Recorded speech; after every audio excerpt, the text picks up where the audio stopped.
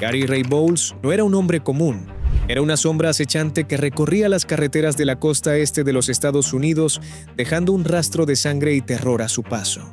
Conocido como el asesino de la Interestatal 95, Bowles centró su odio y su violencia en un grupo específico: hombres homosexuales, a quienes contactaba en bares y lugares de ambiente para luego terminar con sus vidas de la manera más cruel imaginable. Durante años, su nombre fue sinónimo de pánico, y su captura se convirtió en una prioridad nacional hasta que finalmente la justicia de Florida decidió poner fin a su historia en la cámara de ejecución. Este es el relato detallado de sus crímenes, su mentalidad distorsionada, sus últimas horas en el corredor de la muerte y las palabras finales de un hombre que aseguró que mataría a todos los que consideraba sus enemigos. I'm truly very sorry for what I've done.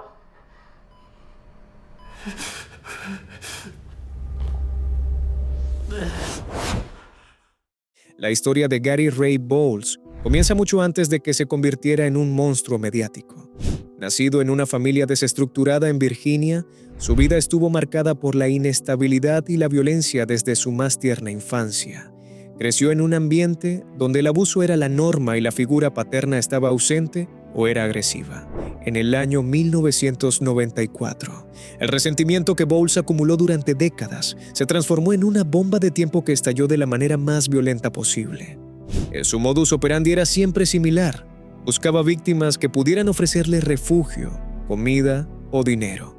Se ganaba su confianza aprovechando su apariencia física, ya que Bowles era un hombre de aspecto atlético y facciones que muchos consideraban atractivas, lo que le permitía pasar desapercibido en los círculos sociales que frecuentaba para cazar. Una vez dentro de la intimidad de los hogares de sus víctimas, Bowles desataba una furia incontenible. No utilizaba armas de fuego para terminar con sus vidas. Bowles prefería el contacto físico directo, la estrangulación manual y el uso de objetos contundentes que encontraba en las mismas casas. Esto demostraba un nivel de sadismo y resentimiento personal extremadamente alto, ya que matar con las propias manos requiere un esfuerzo físico y una frialdad emocional que solo los asesinos más peligrosos poseen. La primera víctima confirmada en esta racha mortal fue John Hardy Roberts en la ciudad de Daytona Beach. Bowles lo golpeó salvajemente y lo estranguló hasta la muerte, robando sus pertenencias y su vehículo antes de huir sin dejar rastro aparente. Este fue solo el inicio de una travesía sangrienta que pondría en jaque a las autoridades de varios estados. A medida que se desplazaba de manera errática por la carretera Interestatal 95, las autoridades empezaron a notar un patrón macabro. Los cuerpos de hombres aparecían con objetos introducidos en sus gargantas, tales como trapos, toallas o incluso rollos de papel higiénico. Esta era la firma de Bowles, o sea, una forma de humillar a sus víctimas incluso después de la muerte y de silenciarlas simbólicamente. La policía se encontraba ante un depredador que no solo mataba por beneficio económico, sino por un placer derivado del odio profundo hacia la orientación sexual de quienes lo ayudaban. A pesar de ser incluido en la lista de los 10 más buscados del FBI, un honor que solo se otorga a los criminales que representan un peligro inminente para la sociedad, Bowles logró evadir a la justicia durante meses. Se movía constantemente entre Florida, Georgia y Maryland, utilizando alias y cambiando su apariencia física ligeramente. Su captura finalmente ocurrió en la ciudad de Jacksonville, tras el asesinato de Walter Hinton. La brutalidad de este último crimen fue lo que terminó por sellar su destino, dejando pistas que los investigadores pudieron seguir con mayor precisión. Cuando la policía finalmente lo tuvo frente a frente, Bowles no mostró ni un ápice de arrepentimiento. Confesó sus crímenes con una frialdad que helaba la sangre de los detectives presentes, detallando minuciosamente cómo seleccionaba a sus objetivos y por qué sentía que su cruzada violenta era, según su lógica retorcida, una forma de castigo necesaria. Tras ser capturado y procesado, Bowles fue condenado a la pena de muerte. Pasó décadas en el corredor de la muerte de Florida, un lugar donde el tiempo parece detenerse mientras la sombra de la ejecución se alarga año tras año. La naturaleza de sus crímenes, el ensañamiento con el que trató a cada uno de los hombres que asesinó y el odio manifiesto hacia sus víctimas hacían que cualquier posibilidad de clemencia fuera prácticamente inexistente ante los ojos de la ley y de la opinión pública. El sistema judicial estadounidense quería enviar un mensaje claro y contundente. Los crímenes de odio y los asesinatos seriales de esta magnitud se pagarían con la pena máxima permitida por el Estado. El caso de Bowles no era solo un juicio sobre una serie de homicidios, sino un juicio sobre la maldad pura y la premeditación. Mientras esperaba su ejecución, Bowles se convirtió en un objeto de estudio para criminólogos que intentaban entender qué lleva a un hombre a dedicar su vida a la destrucción de otros. Los psicólogos forenses más experimentados que estudiaron su expediente señalaron repetidamente que Bowles no era una víctima de su pasado en el sentido tradicional, sino un individuo que disfrutaba activamente del poder total que ejercía sobre sus víctimas en sus momentos finales. El acto de matar le otorgaba una sensación de control absoluto que no lograba obtener en ningún otro aspecto de su vida errante y delictiva. Esa necesidad patológica de dominación es lo que lo impulsó a repetir sus crímenes una y otra vez, moviéndose de ciudad en ciudad, hasta que la tecnología forense moderna y la cooperación sin precedentes entre las agencias estatales permitieron su identificación y captura definitiva. Hoy en día, las víctimas de Gary Ray Bowles son recordadas por sus seres queridos no por la forma trágica y violenta en que murieron, sino por las personas que fueron y las vidas que tenían por delante. Sus familias han tenido que aprender a vivir con el vacío inmenso dejado por su ausencia prematura. Es mientras que la sociedad civil ha tenido que procesar el hecho inquietante de que monstruos con la capacidad de camuflaje de Bowles pueden caminar entre nosotros, ocultos bajo una fachada de normalidad o carisma superficial. Este caso sigue siendo objeto de estudio riguroso en las academias de policía de todo el mundo y en los cursos avanzados de psicología forense. Se analiza no solo por la particularidad del perfil del asesino, sino por la eficiencia que demostraron las fuerzas del orden una vez que se activaron los protocolos de búsqueda nacional del FBI. La figura del asesino de la I-95 permanecerá en la memoria colectiva como un ejemplo de la oscuridad más profunda que puede albergar el corazón humano y de la determinación absoluta del sistema judicial por erradicar esa maldad de la sociedad. A medida que pasaban los años en el corredor de la muerte, Bowles vio cómo el mundo exterior cambiaba radicalmente. La comunidad que él tanto odió ganó derechos, visibilidad y protección legal, mientras él permanecía confinado en una celda de pocos metros cuadrados, esperando un final que él mismo se había buscado. Hay una ironía histórica en el hecho de que un hombre que buscaba silenciar a un grupo específico terminara siendo silenciado por el Estado en nombre de la justicia para ese mismo grupo. Las leyes contra crímenes de odio que se fortalecieron en las décadas siguientes a sus asesinatos son, en parte, una respuesta a la brutalidad de hombres como él.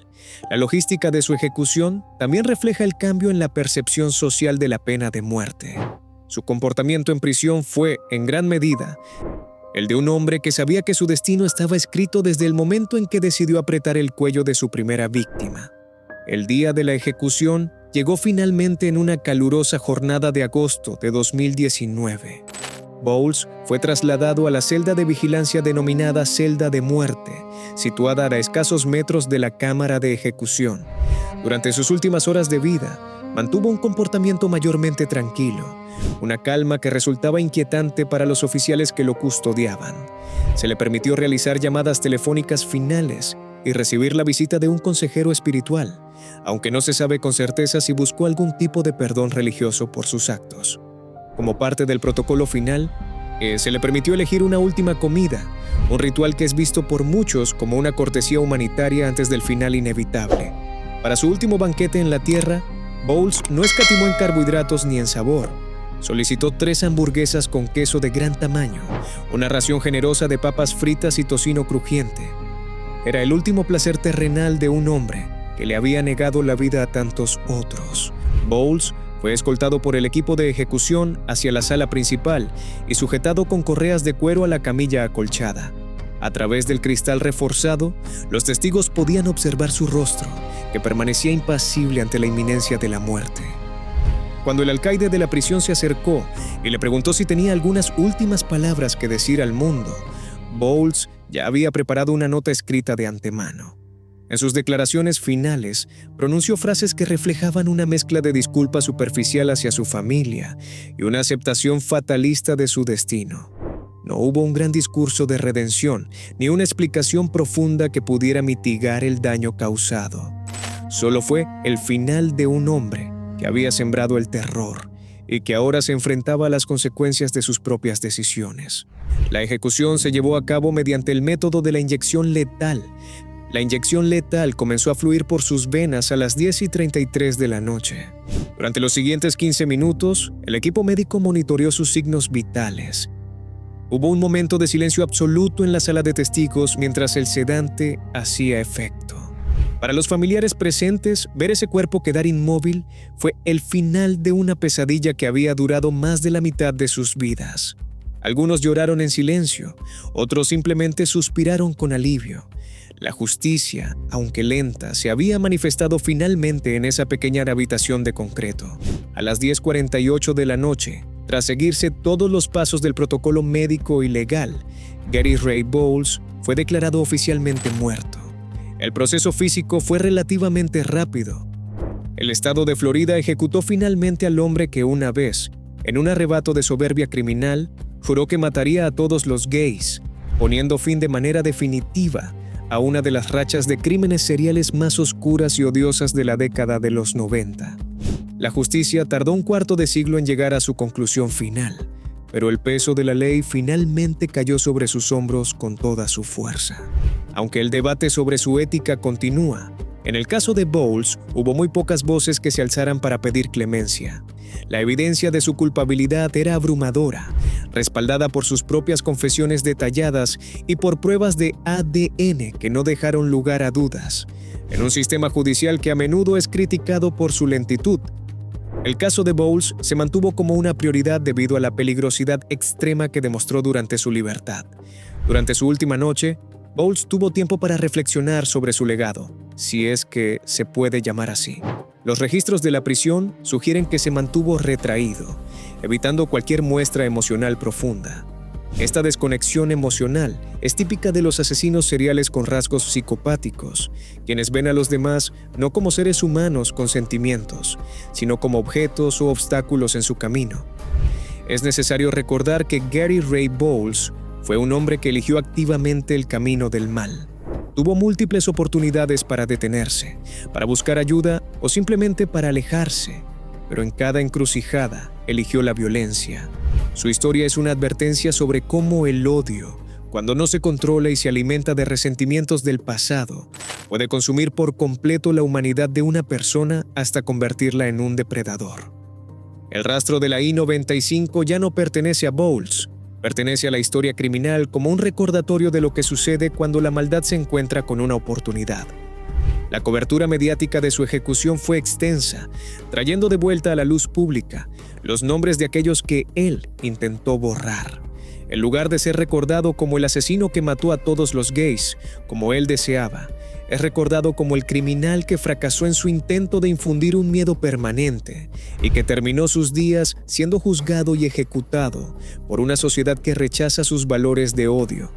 La resiliencia de las comunidades afectadas por sus crímenes es el verdadero testamento de esta historia, demostrando que la luz y la justicia siempre terminan por prevalecer sobre la oscuridad de individuos aislados y violentos. Al cerrar este expediente, queda claro que la figura de Gary Ray Bowles es un rompecabezas de trauma, odio y sadismo. Su vida terminó en la oscuridad de una prisión de Florida, pero las lecciones aprendidas de su caso continúan ayudando a los investigadores a prevenir futuros horrores similares.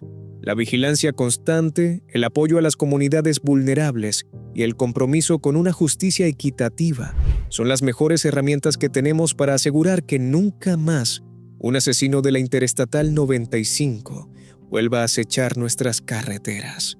Esperamos que este recorrido exhaustivo y detallado por la vida, los crímenes y la ejecución final de Gary Ray Bowles te haya proporcionado una visión clara y profunda de cómo opera la justicia en los casos de asesinos seriales más complejos de la historia.